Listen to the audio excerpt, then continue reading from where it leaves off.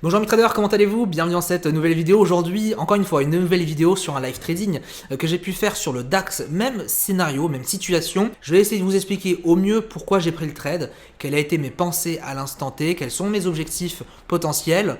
On est parti sur mes écrans, à tout de suite.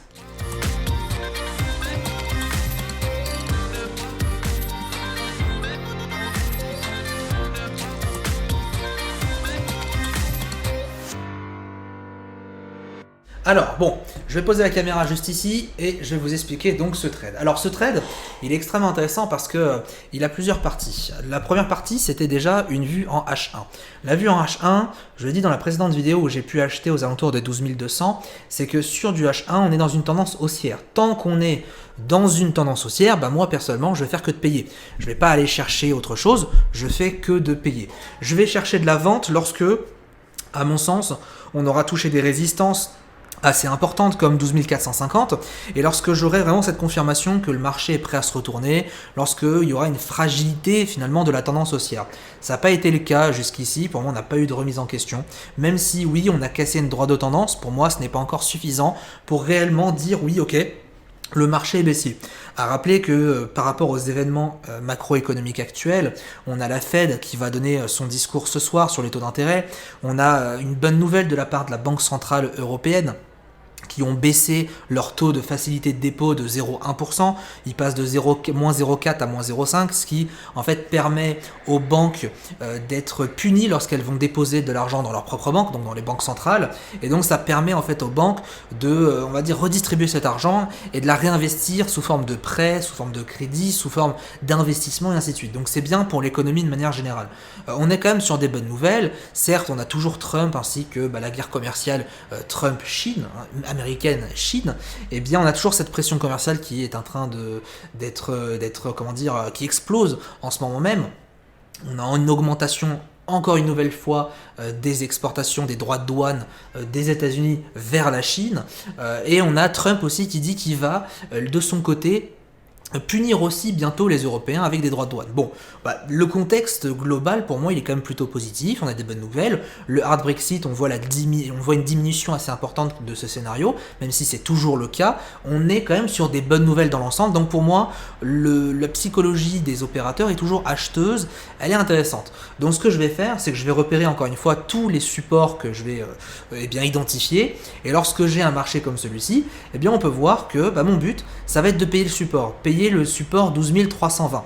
Le support 12 320, il va être important pour pouvoir éventuellement racheter des positions encore et encore et encore jusqu'à ce que on aille chercher des niveaux plus hauts, donc 12 500, ici 12 470, 12 580 pardon, et ainsi de suite 12 650. Donc on a toujours des résistances qui se font casser encore et encore à la hausse. Et naturellement, ça donne envie de réinvestir continuellement. Donc à partir de là, moi mon objectif, ça va être encore une fois de payer toujours les résistances. Si je paye les résistances, je vais attendre toujours un pullback. Si le marché vient redescendre un peu, je vais payer les supports. Et payer le support 12 320, c'était dans mon plan. Il a été tapé du coup une fois ici, on le voit le jeudi 12 septembre, entre 13h et 16h. Il ne faut pas oublier que c'était l'annonce des taux de la Fed. Donc c'est pour ça qu'on a eu un marché qui était assez explosif.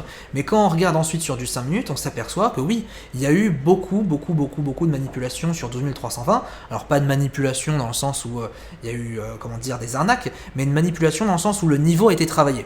Le niveau 320 a été travaillé une fois, deux fois au moment de la Fed, trois fois quasiment le 16 septembre, donc lundi, et on l'a travaillé une nouvelle fois mardi. Au moment où je tourne cette vidéo, on est mercredi, donc on est J+1. Donc dans mon idée, je me suis dit, tant qu'on maintient ce niveau 12 320, je vais continuer de payer. Et c'est exactement donc ce qui s'est passé, puisque sur ce graphique-là, j'ai payé juste ici la zone, 12 319,7. J'ai payé donc ici avec un stop juste en dessous de la zone, juste là, un stop à 30 points, avec plusieurs TP. Les TP sont les suivants, rien de bien compliqué. TP1, résistance intermédiaire, 12 380, ça a été atteint Juste après, la position a été prise aux alentours de 15 heures. La position TP1 a été gagnante à 17h25, soit 2h30 après. Et on voit que pour l'instant, on a un début d'accélération du cours qui peut se faire jusqu'à 12 430. Donc le deuxième objectif sur ce genre de scénario, ça va être TP2 ici 12 430. Et ensuite TP3 d'aller chercher carrément 12 576. Il y a une petite erreur de frappe, 12 576. Donc oui, c'est un niveau vraiment haut en soi, hein, c'est normal. Mais encore une fois, moi je vais jouer la continuation, je vais jouer l'excès. Dans tous les cas, entre 12 000 ici 430 et 12 450, qui est le niveau le plus haut, eh bien je vais il va me rester à peine 10-20% grand maximum de ma position. Là je vais prendre 50%, là je vais prendre 30%, et éventuellement je vais prendre 10 voire 20% sur le niveau le plus haut. Ce qui fait que je vais pouvoir en fait découper ma position et gagner éventuellement beaucoup plus. Si jamais mon marché redescend, tant pis. Dans tous les cas, j'ai sécurisé ma position. C'est-à-dire que au niveau de mon point d'achat, j'ai positionné mon stop loss sur mon point d'entrée. Le marché, s'il redescend, je ne perds rien du tout et j'ai déjà encaissé une partie de mon trade.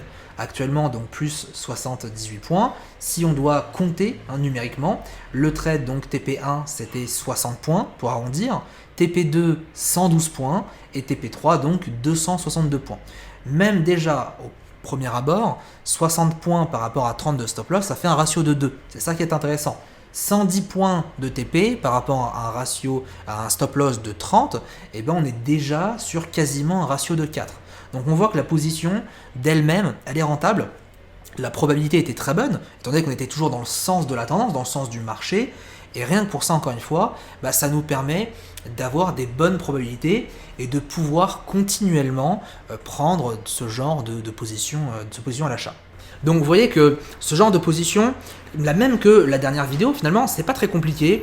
On capte un support, on détecte finalement la tendance. Quel est le contexte de mon marché ? S'il est en tendance, la tendance quand même, la tendance convergente, je vous avais fait pas mal de vidéos sur ma chaîne là-dessus, si on est dans un mouvement convergent, donc de hausse assez puissant ou de baisse assez puissant, les probabilités sont avec nous. Il y a beaucoup de personnes, malheureusement, qui veulent tout le temps, quand ça monte, ils veulent vendre. Ils veulent vendre le marché. Parce qu'ils estiment que forcément, au bout d'un moment, ça va redescendre. Ça paraît tout à fait logique, c'est vrai, à un moment donné, il va y avoir une respiration. Mais à quel moment, ça, on ne peut pas savoir. Et comme nous, en tant que trader, on va jouer la probabilité, eh bien, moi, ma probabilité personnelle me disait que j'avais, je dis n'importe quoi, mais c'est pour vous donner un ordre d'idée, 70-80% de probabilité que le marché continue sa hausse, voire même 90%, tant qu'on ne vient pas fragiliser ce mouvement, que ce soit avec une divergence par exemple, que ce soit en touchant une résistance très importante. Et pour moi, la prochaine résistance la plus importante n'était pas ici, elle est bien plus haut, au moins minimum sur 12 500. À partir du moment où j'ai pas de résistance qui est vraiment proche de mon cours, pourquoi mon marché rebondirait maintenant ? C'est la question que je me pose. Ce n'est pas impossible encore une fois, mais pourquoi, en termes de probabilité, quelle est la probabilité que le marché rebondisse maintenant ? J'en ai pas, elle n'est pas assez bonne, donc je continue à payer tant que mon marché monte. Et donc ça me permet de prendre des positions qui sont relativement simples, parce que je capte des supports, je paye finalement au plus bas du marché, c'est ça qui est intéressant, vous le voyez, au plus bas du marché, mon stop loss est proche, il est proche de ma position, 30-40 pips grand maximum, pas besoin de faire plus. Et lorsqu'on a un excès à la hausse, comme ici, eh bien ça me permet de prendre beaucoup de points et d'être positionné au meilleur moment, parce que je suis au plus bas et je vais chercher les plus hauts. Donc finalement, je respecte une règle toute bête, notre règle la plus biblique finalement du trader, c'est acheter bas, vendre haut. Aussi bête que ça. Et on ne peut pas vendre haut si on ne sait pas à quel moment le marché peut rebondir. Si j'ai un conseil à vous donner par rapport à ce trade-là, et vous voyez que c'est ça qui a fait toute la différence, c'est que j'ai su bien analyser les supports et les résistances. S'il y a une chose que vous voulez changer dans votre trading aujourd'hui, maintenant, et prendre ce genre de position là maintenant, analysez votre marché. Les supports et les résistances sont des niveaux sur lesquels vous devez absolument travailler. Si vous pensez que oui, les niveaux techniques sont pas importants, ce que je peux travailler sans, c'est faux. On ne peut pas travailler sans support et résistance. Peut-être que vous n'avez pas encore assez d'expérience pour le comprendre, ou peut-être que vous êtes trop têtu, et dans ce cas-là, malheureusement, je vous comprends aussi, comme moi je l'ai été au début, parce que ça m'a mis du temps à vraiment assimiler que les zones, c'est le seul repère du trader. Si vous n'avez pas de zone, si vous n'avez pas de niveau de prix, sur lequel vous dites, ok, les opérateurs peuvent agir en fonction de tel niveau, vous n'allez pas comprendre finalement les vrais mouvements de marché. Parce qu'il faut bien comprendre que vous avez deux zones, le marché part d'un point A à un point B, un point B à un point C, et ainsi de suite, ainsi de suite. Il va faire de l'aller-retour entre les zones. Si à un moment donné, vous ne connaissez pas vos zones, vous ne pouvez pas savoir à quel moment potentiellement vous pouvez prendre un point haut. Là, on peut me dire, oui, tu as eu de la chance, tu as acheté au plus bas. C'est pas de la chance. C'est calculé, j'ai un support, j'achète sur mon support au plus bas, le marché monte. C'est pas de la chance, c'est pas du hasard, c'est que j'avais une bonne probabilité. Dans le même genre de situation, là où je vous disais qu'on peut en fait payer au plus bas du marché, il y en a qui vont justement attendre que le marché aille au plus haut. C'est-à-dire qu'ils vont payer, imaginons ici les 450. Le problème, ce qui se passe, c'est que quand vous payez les 450, vous vous exposez à un rebond du prix avant de continuer à la hausse. Si vous achetez pile poil quand le marché traverse les 450 et qu'on a un rebond, que votre stop loss n'est pas assez élevé, c'est normal que vous perdiez votre position assez rapidement. Voilà pourquoi statistiquement, il vaut mieux payer tout en bas un support que d'acheter finalement, de payer aussi une résistance. Parce qu'encore une fois, il y a une règle en trading qu'il ne faut pas négliger, c'est on paye un support, mais on ne paye jamais une résistance. C'est-à-dire qu'en gros, on ne doit jamais anticiper la cassure d'une résistance. Si on le fait, ça peut vraiment, vraiment mal se passer. Je reprends encore une fois ce graphique. Encore une fois, ici, c'est pas du hasard. On est sur une position qui a un bon potentiel. On est sur une position qui est logique. Vous voyez, même le support a été tracé naturellement, étant donné qu'on a un contact ici, deux contacts là et un troisième contact lors du passage de la position. Lorsqu'on a un support pareil, j'attends un setup particulier. Alors ça, c'est ma stratégie aussi, celle que j'enseigne dans la formation XT Pro. Si ça vous intéresse, vous pouvez regarder le lien dans la description. Je capte ici un pattern propre à ma stratégie qui me permet d'identifier la fin d'une baisse et je vais rechercher à la hausse donc mon marché. On voit que le marché, au moment où je parle, est en train d'accélérer plutôt bien, 95 points actuellement. Je rappelle que mon deuxième TP est à 430. Il y a encore de la marge. Nous avons ici 15 points. Donc 15 points, c'est pas énorme sur le DAX. On est dans une journée où, encore une fois, la Fed est attendue ce soir. Il est 16h30. La Fed, c'est à 20h30 et 21h ce soir. Donc on fera un petit débrief juste à la fin de ce trade. Ok, on est le lendemain, jeudi, ici, 19 septembre, on le voit sur le marché. Assez intéressant, on a tapé le TP2. Donc TP1, je le rappelle ici, 380, TP2 ici, 12 450. TP2 a été touché pour le coup. Donc maintenant, on attend TP3. Et le TP3, alors il y a moyen d'attendre longtemps, 570 juste ici. Donc autant vous dire qu'en termes de patience, il va falloir être bien équipé. Pour vous dire une petite idée, 170 c'est 180 pips au-dessus, 180 points au-dessus du niveau actuel. Pourquoi pas? Ça se fait. Dans tous les cas, vous avez vu, positionné juste en bas, tout en bas ici, quasiment au point près. Et puis on attend encore une fois. Bon, j'aime bien ce mouvement, ce qui se passe. Il est actuellement à 10h43, on le voit juste ici. On a eu encore une fois un excès sur le haut, 12 430. Moi, ce qui m'intéresse, c'est ce mouvement sur du 5 minutes. Et j'ai l'impression que c'est un gros mouvement de continuation qui est en train de se passer. Vous voyez qu'ici, on a eu donc un marché qui a respiré un petit peu, pile poil encore une fois sur les 430, montrant un nouveau signe d'hésitation. On baisse, on remonte et on casse le dernier plus haut justement sur 430. Pour moi, ça c'est un mouvement d'accélération. Ça ne m'étonnerait pas de voir le marché aller chercher toujours plus haut, 12 500 par exemple, ensuite 12 570. C'est ce qu'on verra plus tard. Mais ça pour moi en tout cas c'est un mouvement de continuation et c'est intéressant. Ça rajoute de la probabilité que le marché veuille monter. Alors en attendant, on a eu des bonnes nouvelles sur la Fed hier, c'est ça qui est intéressant, c'est que les taux ont baissé, on est à 2%, c'est dans l'ensemble quand même des bonnes nouvelles.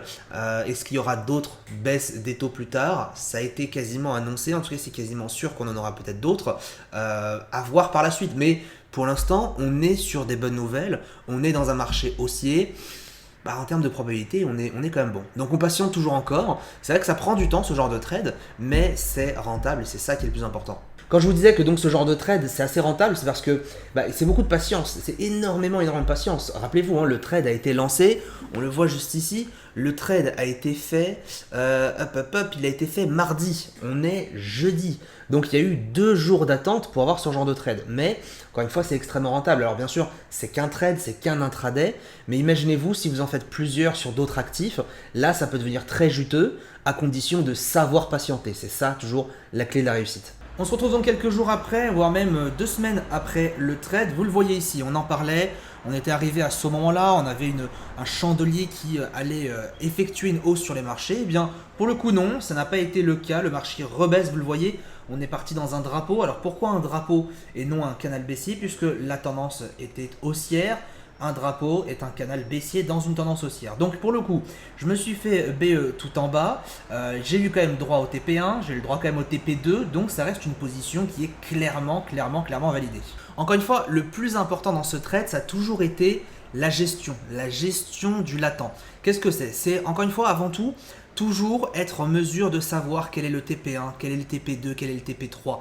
Ne jamais mettre de take profit. Ça, c'est mon expérience à moi, celle que je vous conseille, c'est ne mettez pas de take profit parce que lorsque vous êtes dans le sens de l'impulsion, en mettant un take profit, vous vous empêchez en fait de prendre beaucoup plus de points. Allez plutôt chercher des prises de bénéfices, par exemple, si vous avez un lot engagé, eh bien prenez la moitié, prenez 70%, soit 0,7, prenez 80%, soit 0,8, mais ne gaspillez pas l'opportunité d'avoir un marché encore plus haussier en prenant beaucoup trop tôt votre bénéfice. C'est le seul conseil que j'ai à vous donner dans cette vidéo. Encore une fois, le point d'entrée était magnifique, il était tout en bas, on a capté la tendance, effectivement on est passé sur le haut de range, le range n'a pas été cassé à la hausse, il a été cassé à la baisse pour un mouvement correctif court terme, moyen terme. Donc on verra dans les prochaines vidéos qu'est-ce qu'on a fait le marché, quels sont les trades que j'ai pu faire par la suite. En attendant, j'espère que cette vidéo récap vous aura plu. N'hésitez pas à donner un petit pouce bleu juste en bas pour soutenir la chaîne et si vous aimez ce genre de contenu. Très bonne vidéo à tous, très bon trade et à bientôt. Ciao ciao.